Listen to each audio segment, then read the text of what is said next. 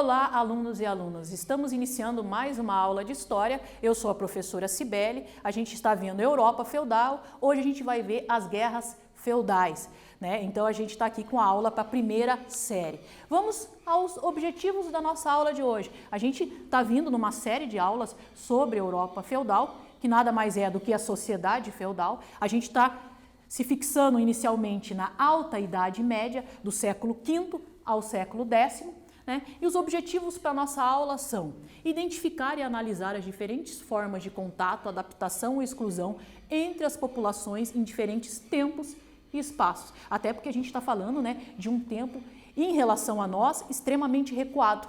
Então a gente tem que entender essa relação de tempo e de espaço. E a importância, né, das inclusões e exclusões que a gente tem em relação ao período estudado.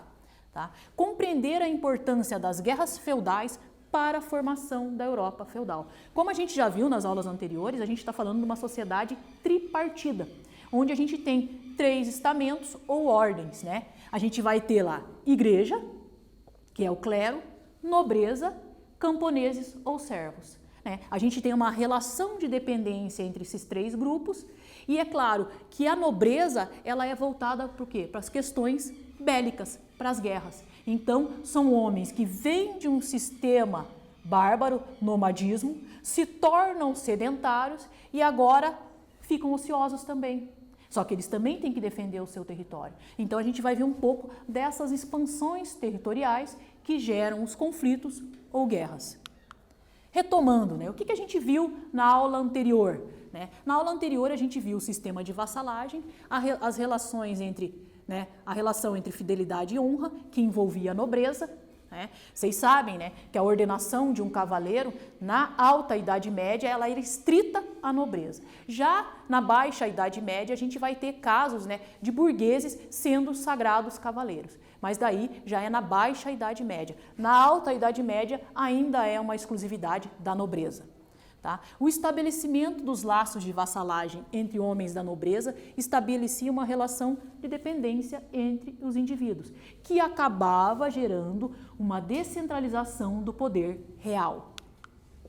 As pessoas mais humildes, elas fugiam das cidades em direção ao campo, que a gente conhece, né, como um processo de ruralização. Elas buscavam o quê? Proteção. No campo era mais seguro do que dentro das cidades.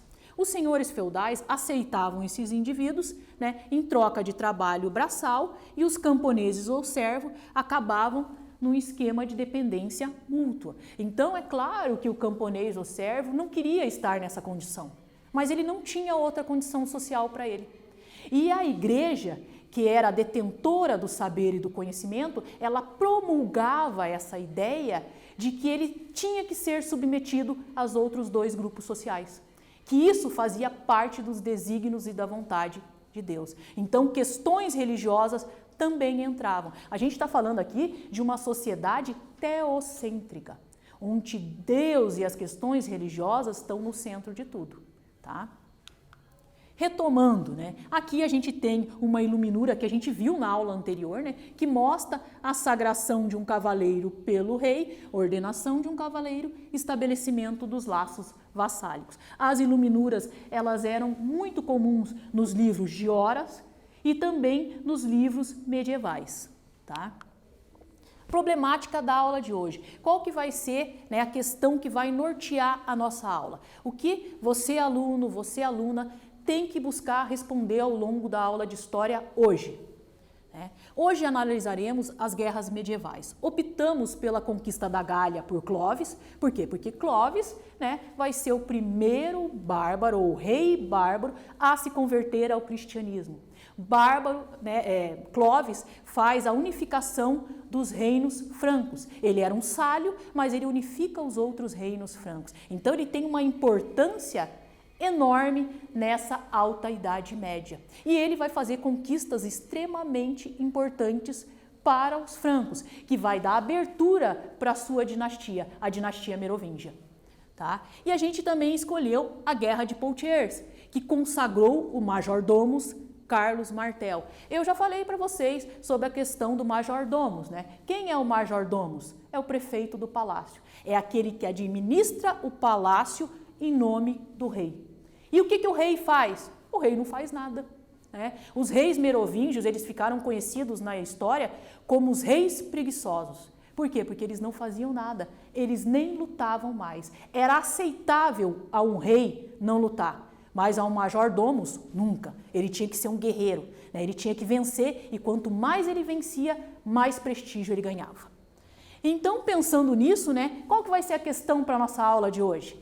Qual a importância destes dois conflitos medievais para a Europa feudal? E a escolha minha consiste nisso, né? Na importância da figura de Clovis e na importância de Carlos Martel como fundador de uma nova dinastia que vai surgir, que é a Carolíngia, já que Carlos Martel é pai de Pepino Breve, que é pai de Carlos Magno. Então, tem toda uma sequência aí. Você sabia?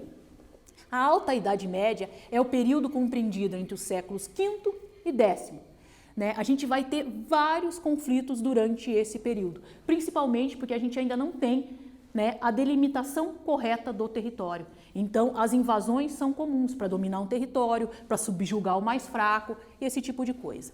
A conversão de Clovis em 496, esse 496, vocês lembram que eu falei nas aulas anteriores para vocês? Tem fontes que apontam 498 e tem até fontes que falam em 502. Mas a gente convencionou aqui 496, porque você vai encontrar na maior parte da bibliografia que a gente tem hoje sobre esse período. Tá? Marca o início do processo de conversão dos povos bárbaros, bem como a expansão territorial franca sobre a égide da igreja. Né? Quando eu digo igreja em letra maiúscula, eu estou falando da instituição igreja, Igreja Apostólica Católica, né? Igreja Católica Apostólica Romana. Tá? Aqui, o homem medieval surgiu de uma sociedade romana e bárbara, quer dizer, a gente tem a fusão dessas duas tradições, né? E as tradições guerreiras prevaleceram. Os bárbaros, por suas características nômades, tinham que ter habilidades bélicas mais visíveis do que as dos romanos, né? Para se manter em constante deslocamento e protegendo a sua família do perigo. Imagine que os povos bárbaros, quando eles se deslocavam todo mundo. Né? Os animais, as mulheres, os filhos. Quer dizer, então eles tinham que ter todo um esquema de proteção para proteger a sua família. Então eles não ficavam muito tempo em determinado lugar. Eles sempre estavam se deslocando. Por quê? Porque eles viviam à margem do antigo Império Romano. E à margem do Império Romano, eles eram vistos como inferiores pelos romanos. Né? Como pessoas ignorantes, sem cultura, sem tradição. No entanto, eles têm sim a sua tradição e a sua cultura. E é essa tradição e é essa cultura que vai se fundir com a cultura romana. Tá? É importante que vocês tenham isso em mente. Sempre a gente vai ter uma coesão, um choque de culturas no início, depois uma fusão dessas culturas, adaptações. Tá? Aqui a gente tem a primeira atividade do dia de hoje, que consiste em vocês copiarem as duas questões e já na sequência eu venho com a correção.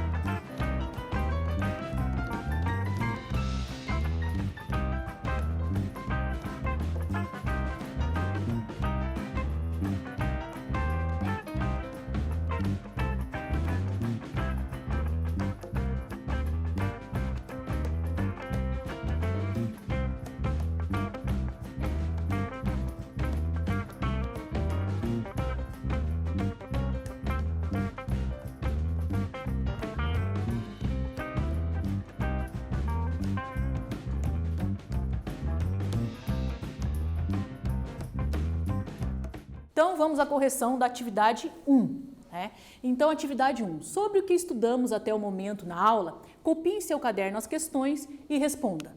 Questão A. O que surgiu entre os nobres com o estabelecimento dos laços de vassalidade? Uma relação de dependência.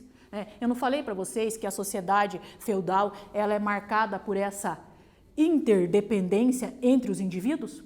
Então, o clero depende da nobreza, que depende dos camponeses, e um depende do outro e outro depende do outro. E até o rei, que é a figura mais importante nessa sociedade, depende dos seus senhores.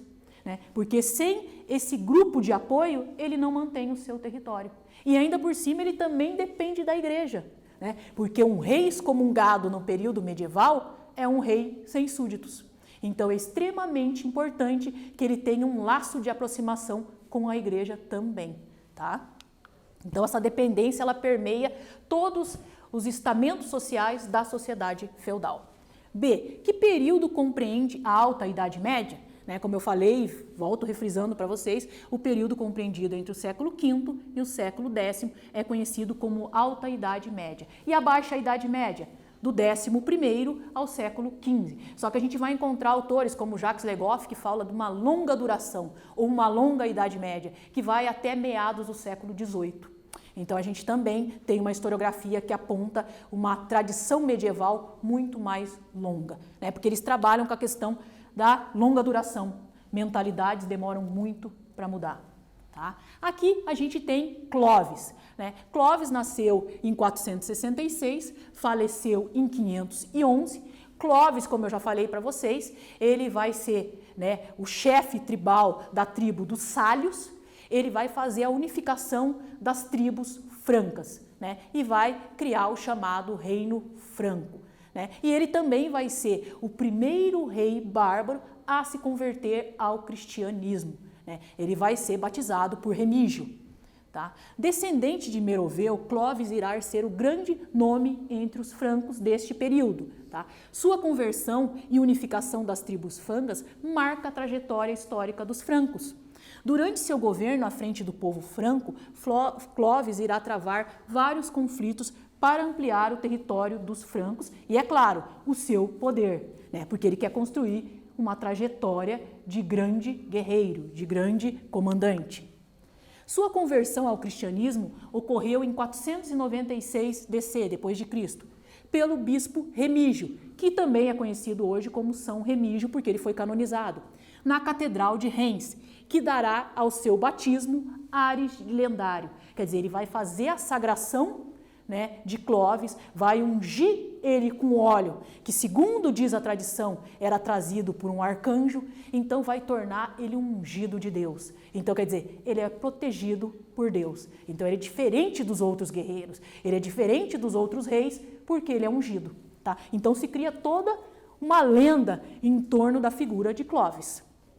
Após sua conversão, Clovis irá travar uma importante batalha para conquistar a Gália e mostrar a força do exército franco. Tá? Aqui a gente tem uma representação de Clovis, olhos sobre tela. O artista que fez a pintura é François-Louis de Genoux. Clovis, rei dos francos, 465 a 511. Tá? Clovis realizou a conquista da Gália, posteriormente conquistou outros territórios estratégicos para os francos. Clovis vai ser o primeiro da dinastia Merovingia, que leva o nome de Merovingia em homenagem a Meroveu. Clovis descende de Meroveu. E por que Meroveu? Porque Meroveu tem várias lendas em torno da figura dele. E eles querem legitimar a dinastia. E como é que você legitima alguma coisa? Com tradição. Então, ele busca a tradição Meroveu. Outra característica da dinastia Merovingia, cabelos longos.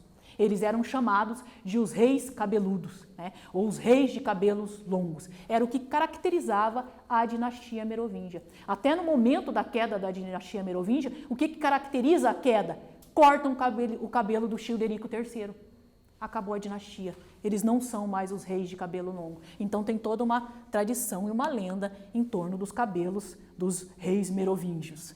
A conquista da Gália e as regiões próximas. Aqui a gente tem um mapa, que mostra as campanhas francas na Aquitânia de 507 a 509. Então a gente vai ver, a saída dos francos e a conquista dessa região que é extremamente estratégica. A gente tem que pensar agora no mapa da Europa. Onde que a gente está aqui? Europa Central. Que? Península Itálica.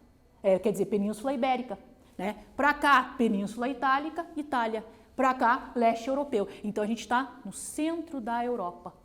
Estratégico, porque do centro você pode ir para o leste, você pode ir para o oeste e você pode atravessar o mar Mediterrâneo.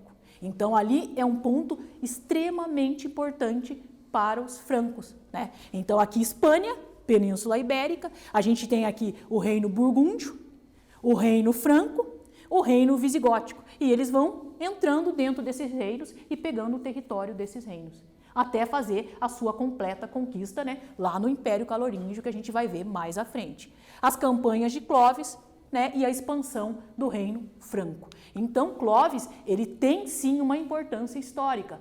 Só que o que acontece quando a gente estuda o reino franco? Eles jogam toda a importância histórica na figura de quem? Carlos Magno. Mas a gente não pode esquecer Clovis. Ele vai ser o primeiro bárbaro a se converter ao cristianismo. A gente está vendo uma sociedade teocêntrica, com um domínio da igreja. Não só um domínio em relação à religião, mas ao saber. A importância de se saber, de se conhecer, de ver a tradição dos antepassados. Quem traduzia os documentos? Membros da igreja. Quem falava grego? Quem sabia grego? Quem entendia aramaico? A igreja. Quem traduzia tudo? A igreja.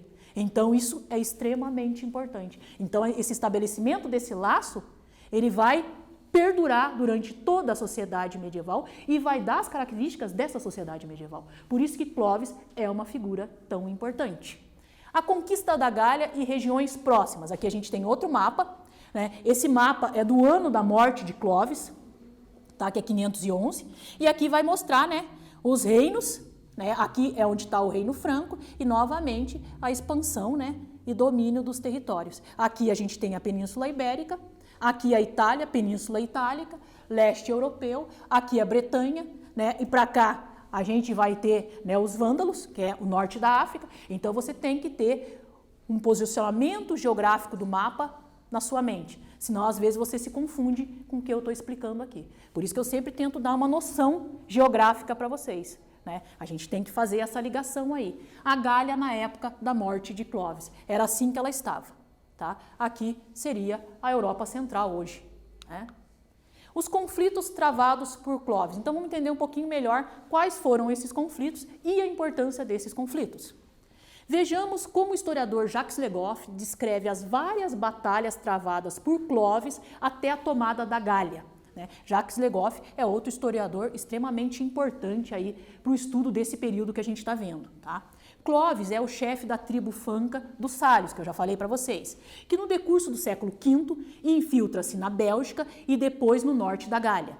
Ele agrupa a maior parte das tribos francas, que ele faz a unificação, submete a Gália do norte, ao triunfar sobre o romano Siagrio, no ano de 486 em Soissons, que se torna sua capital. Rechaça uma invasão dos alamanos na Batalha de Tolbiac, conquista, enfim, a Aquitânia, dominada pelos visigodos em 507, quando o rei Alarico II é vencido e morto na Batalha de Volvel. Por ocasião de sua morte em 511, os francos, a morte de Clovis, né, os francos dominam toda a Gália, com exceção da Provença.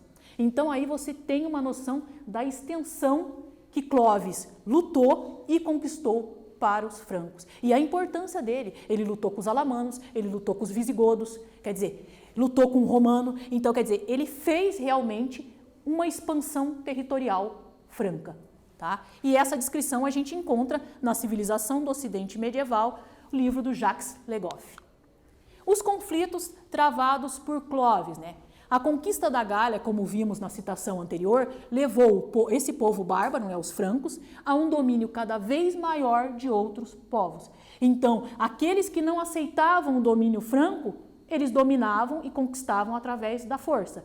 Outros, eles estabeleciam relações amigáveis, mas faziam parte do território franco.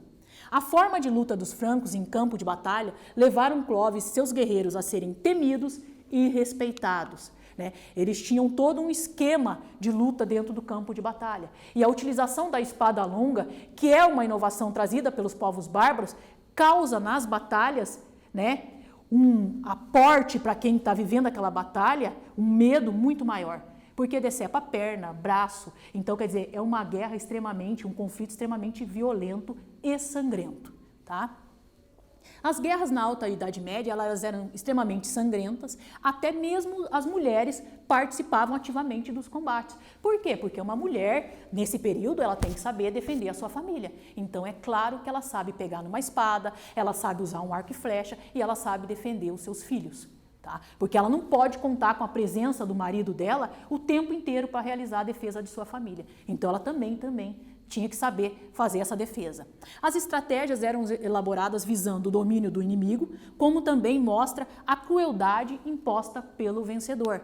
Né? Então, a gente vai encontrar vários relatos, né, de cabeças decepadas colocadas no caminho para assustar o inimigo que chegasse, né, o esquartejamento, o empalamento, né, amarrar o indivíduo em 4 cavalos, bater nos cavalos, estourar para mostrar para que eles se submetem, ou é isso que vai acontecer com você. Então, esse tipo de coisa era muito comum. Então, era extremamente violento e chocante. Tá? A atividade 2 do dia de hoje consiste no quê? Vocês vão ler as 4 alternativas e vão escolher qual é a correta. E a gente já volta na sequência com a correção.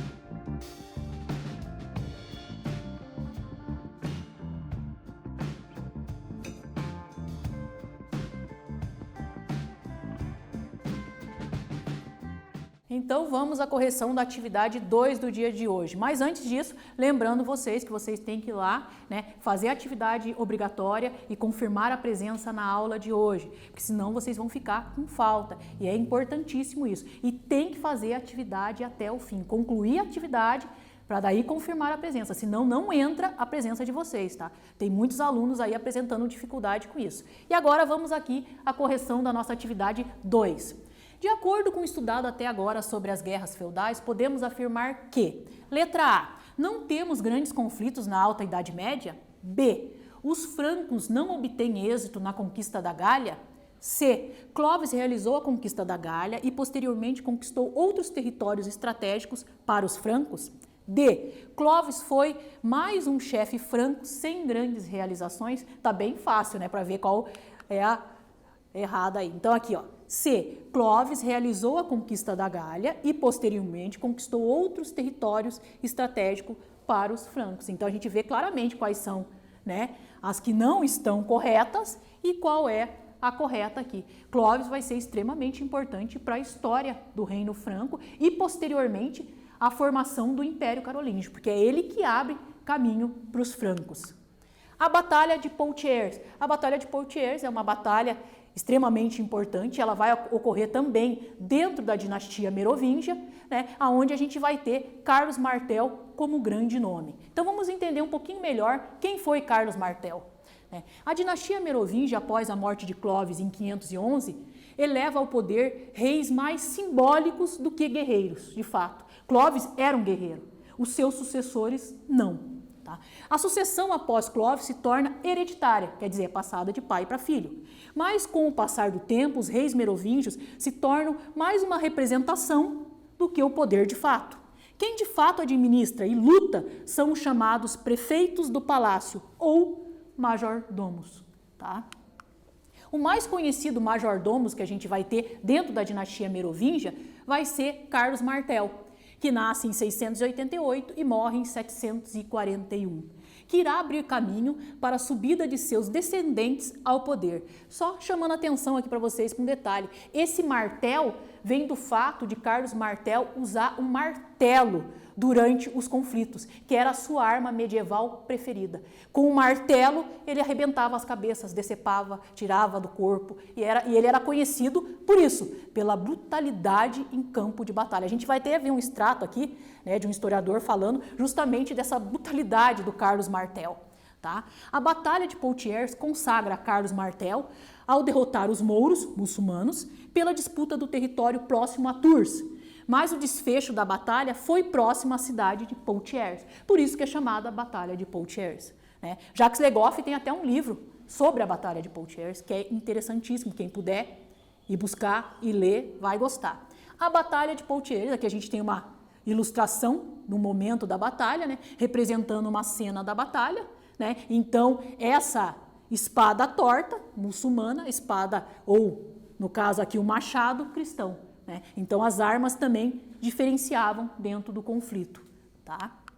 Aqui outra imagem da Batalha de Poitiers, que é uma mais conhecida, que é do Charles Stubble, a obra é de 1834-37, representando a batalha que ocorreu em 732. Onde Carlos Martel se consagra como grande comandante na batalha. Aqui a gente vai ler um texto de apoio, onde fala um pouquinho como foi essa batalha e como ela se deu dentro do campo de batalha.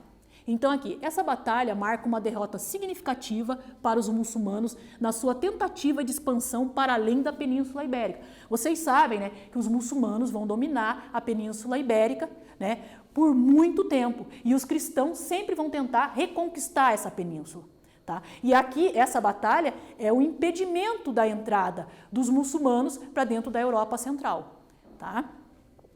E tornou Carlos Martel um nome forte para substituir a dinastia vigente, que é a dinastia Merovingia, que já dava sinais de desgaste ante os opositores. Essa batalha pode ser considerada como uma das mais importantes do século VIII.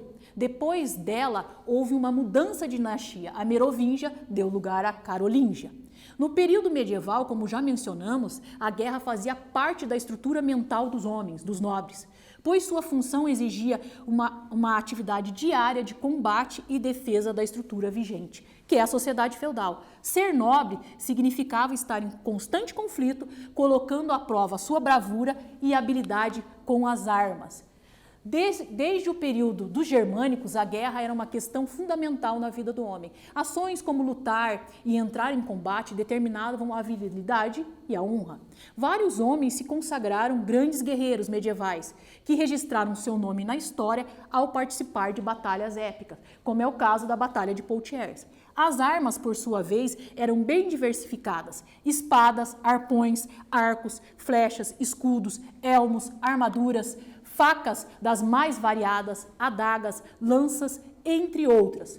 Todas essas armas eram feitas, confeccionadas com o objetivo de lutar, combater, guerrear, caçar. A caça era uma especialidade dos nobres e um de seus passatempos preferidos quando eles não estavam em campo de batalha. É uma citação minha da minha obra História Medieval, onde vocês podem ter uma noção da importância do ato de guerrear para o homem medieval e a importância dentro da sociedade medieval também. Atividade 3. Sobre a Batalha de Poitiers, copie em seu caderno as questões e responda de acordo com o que vimos até agora. Questão A. Explique por que ocorreu essa batalha. Questão B. Quem saiu como grande nome desta batalha? E a gente já volta com a correção.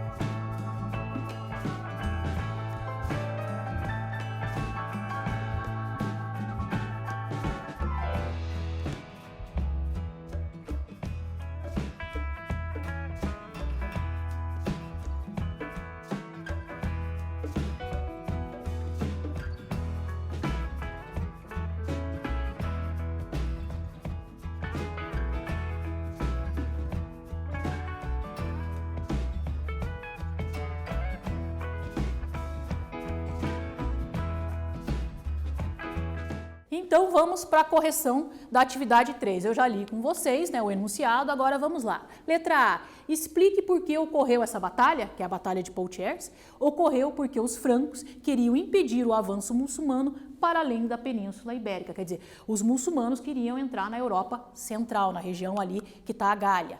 B. Quem saiu como grande nome nessa batalha? Carlos Martel, major-domus dos francos.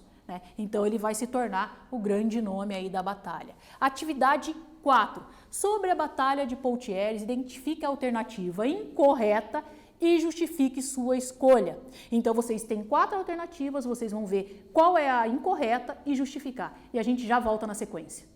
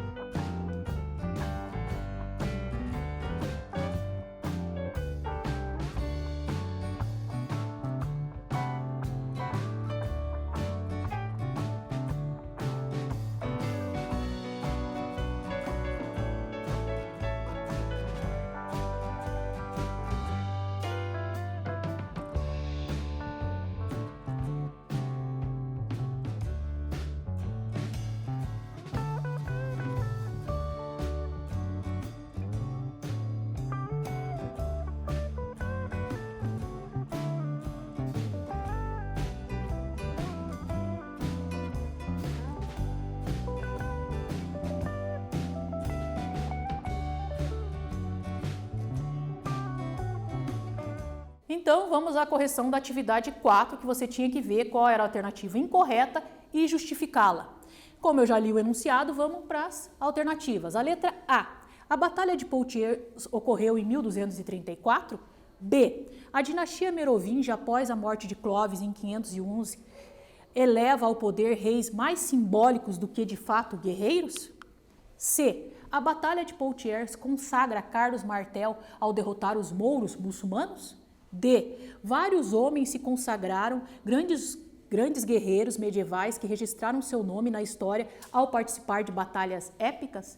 E a incorreta é a letra A. A Batalha de Poitiers, ela não ocorreu em 1234, mas sim em 732, aonde, os francos derrotam os muçulmanos, pelo domínio do território para evitar que os muçulmanos entrem dentro do território. Então, a grande real dessa guerra é o rechaçamento, tirar eles de dentro do território.